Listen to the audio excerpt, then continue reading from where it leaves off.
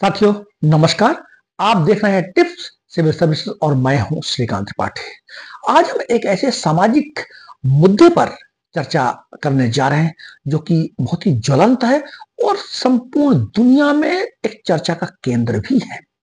हाल ही में मेरठ में एक पत्नी द्वारा अपने प्रेमी से मिलकर पति की कथित तौर पर हत्या की और वह बड़ी निर्मम तरीके से हत्या की गई। ऐसी घटना जयपुर में भी घटित हुई और आए दिन इस तरह की घटनाएं पढ़ने को, सुनने को और देखने को मिलती हैं। आखिर क्या कारण है कि मानव अपनी मानवता को भूलकर ऐसी निर्मम क्रूर कृत्य और हत्याएं कर रहा है कि उसको मानव कहने में शर्म आने लगी हो। सृष्टा को यह विचार करना पड़ रहा हो कि मानव को इस सृष्टि में बुद्धि और विवेक जैसी व्यवस्थाओं को, अवधारणाओं को देकर भेजा गया था ताकि वह खुशहाल जीवन जी करके समाज को व्यवस्थित तरीके से इस सृष्टि को आगे बढ़ा सके। मानव की उत्पत्ति हुई और इस सृष्टि को आगे बढ़ाने के लिए, समाज को रेगुलेट करने के लिए, परिवार को सुरक्षित करने के लिए विवाह जैसी संस्था, पति पत्नी, स्त्री और पुरुष को एक विवाह जैसी संस्था की उत्पत्ति हुई ताकि जो एक प्राकृतिक यौन संबंध है वो भी रेगुलेट हो सके और समाज और ये सृष्टि व्यवस्थित तरीके से आगे बढ़ सके, परिवार भी सुरक्षित हो और रेगुलेट हो सके। इस तरह की जो व्यवस्थाएं इसीलिए की गई थी ताकि सामाजिक मेलजोल, प्रेम, भाईचारा, दया, करुणा, ये सब तमाम जो नैतिक व्यवस्थाएं हैं इसीलिए बनाई गई थी ताकि समाज खुशहाली का जीवन जी सके, परिवार आनंदित जीवन जी करके सृष्टि को आगे बढ़ा सके। सृष्टा का शायद यही उद्देश्य रहा हो, लेकिन वर्तमान में परिस्थितियां कुछ ऐसी देखने को मिल रही हैं, ऐसी घटनाएं कारित की जा रही हैं कि मानव को मानव कहने में शर्म आने लग गई है। इंसान ने या सृष्टा ने कभी सोचा भी नहीं होगा कि मानव एक दिन अपने विवेक का, अपने बुद्धि का किस तरह से दुरुपयोग करेगा कि अपने ही परिजन का, अपने ही सगे संबंधियों का, अपने ही प्रेम का कत्ल कर देगा। लेकिन आज ये हो रहा है। आखिर क्या कारण है? कारण बहुत से सामाजिक, आर्थिक, मनोवैज्ञानिक, मानसिक कारण है। इन कारणों में जो बहुत सबसे महत्वपूर्ण कारण है वो है एक प्रकार का मनोवैज्ञानिक कारण। मनोवैज्ञानिक कारणों में ये पूरा मानव समाज एक अवधारणा में जिसे प्रेम, करुणा, दया और सामाजिक मेलजोल की दृष्टि से बना हुआ है।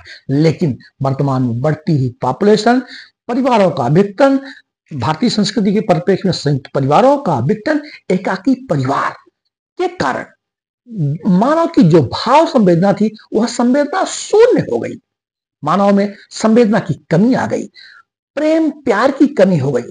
इसलिए कई बार स्त्री या पुरुष, पति या पत्नी प्रेम प्यार को ढूंढने के लिए, प्यार को पाने के लिए अपने वैवाहिक संबंधों से हट करके विवाहोत्तर संबंध, एक्स्ट्रा मैटेरियल रिलेशन की ओर चले जाते, की ओर अग्रसर हो जाते हैं। इस तरह के जो वैवाहिक संबंधों से इतर विवाहितर संबंध बनते हैं वो पारिवारिक रिश्तों में कटुता लाते हैं, संदेह लाते हैं और पारिवारिक रिश्तों को तार तार कर देते हैं।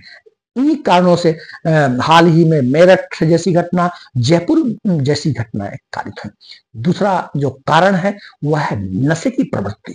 नशा इंसान क्यों करता है? इनके बहुत सारे चिकित्सीय, मनोवैज्ञानिक कारण है। लेकिन नशे के कारण व्यक्ति की, इंसान की प्रवृत्ति भाव से शून्य हो जाती है, संवेदना खत्म हो जाती है। वो नशे में ऐसे कृत्य कर जाता है जिससे कि ऐसे जघन्य अपराध हो जाते हैं जो कि संपूर्ण मानवता को, मानवीय सभ्यता को तार तार करते जा रहे हैं। मानवीय जो हमारी संवेदनशीलता थी वह भी खत्म होती जा रही है। नशे के कारण हमारी जो आत्मचेतना है, हमारी चैतन्य शक्ति है, वह दुष्प्रभावित हो रही है। अन्य कारणों में परिवार का जो घरेलू हिंसा है, प्रताड़ना है, आर्थिक समस्याएं हैं, बढ़ती हुई पॉपुलेशन है और हमारी शैक्षणिक व्यवस्थाओं की कमियां भी है।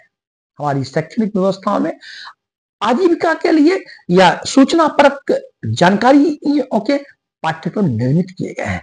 इंसान को इंसान बनाने के लिए, मानवीय प्रवृत्ति को जगाने के लिए, मानवीय पाठशाला को आगे बढ़ाने के लिए हमारी शैक्षणिक व्यवस्थाओं में बेहद कमी देखने को मिलती है, जिससे हमारे मानव होने के जो सूचक हैं वह इंसान में कम ही कम देखने को मिलते हैं, जिसके कारण मानव स्त्री हो या पुरुष, पति हो या पत्नी, ऐसे कृत्य, ऐसे कुकृत्य करने के लिए आगे बढ़ जाता है।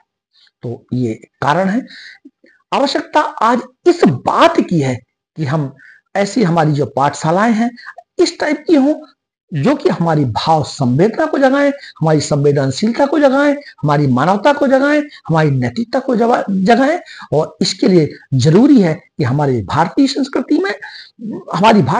बहुत ही आध्यात्मिक रही है और बड़ी ही खुशहाल संस्कृति ये मानी जाती है। हमारे समाज में आए दिन प्रतिदिन कोई ना कोई तीज और त्योहार खुशियों के लिए मनाए जाते हैं, लेकिन हाल ही में जारी की गई वर्ल्ड हैप्पीनेस रिपोर्ट में भारत को 118वें पायदान पर रखा गया है। बल्कि वो देश जहां की अभी भी हिंसा जारी है, यूक्रेन, यमन और ये जो देश है वो कहीं भारत से ज्यादा खुशहाल है। क्या कारण है कि हमारी जो हैप्पीनेस रिपोर्ट है वो बहुत नीचे पायदानों पर है? कारण यही है कि हम हमारे समाज के लिए, हमारे परिवार के लिए और मानवता के लिए जो खुशियों के इंडेक्स थे, आज खुशियों के इंडेक्स हम भौतिक परिप्रेक्ष्य में खोजते हैं, धन संपदा में खोजते हैं, भौतिक ऐश्वर्य आराम में खोजते हैं, लेकिन वास्तव में जो सुख है, वो आनंद है, वो बड़ा ही आंतरिक मामला है, वो आंतरिक व्यवस्था है। अतः जरूरत इस बात की है कि हम अध्यात्म की ओर पुनः बढ़ चले, हम ध्यान की ओर बढ़ चले। ध्यान ही वह समाधान है, ध्यान ही वह मार्ग है कि व्यक्ति को व्यक्ति बनाएगा, मानव को मानव बनाएगा, हमारी संवेदना को जगाएगा, हमें चैतन्य करेगा, हमें करुणा और दया और प्रेम से भर देगा। दया, करुणा और प्रेम वे मानवीय गुण हैं जो किसी की जान नहीं ले सकते, वो जान की रक्षा ही कर सकते हैं। अतः इस बात की जरूरत है कि हम वर्ल्ड हैप्पीनेस रिपोर्ट में, वर्ल्ड हैप्पीनेस में उन आंतरिक साधनों को, उन आंतरिक संसाधनों को, उन आंतरिक खजानों की के मार्ग से मानव को परिचय कराए जो कि मानव को वास्तविक सुख, संतोष और आनंद दे सके। मानव आज खुशियों के लिए अपने विवाह संबंधों से हट करके अपने मित्र ढूंढता है, साथी ढूंढता है, जिसे एक्स्ट्रा मैरिटल रिलेशन में जाता है, जिससे परिवार में संदेह की परिस्थितियां पैदा होती हैं और ऐसी घटनाएं घट जाती हैं। इंसान को खुद से प्यार करे, अगर खुद से इंसान प्यार करेगा तो दूसरों से भी प्यार करेगा, दूसरों से भी मोहब्बत करेगा।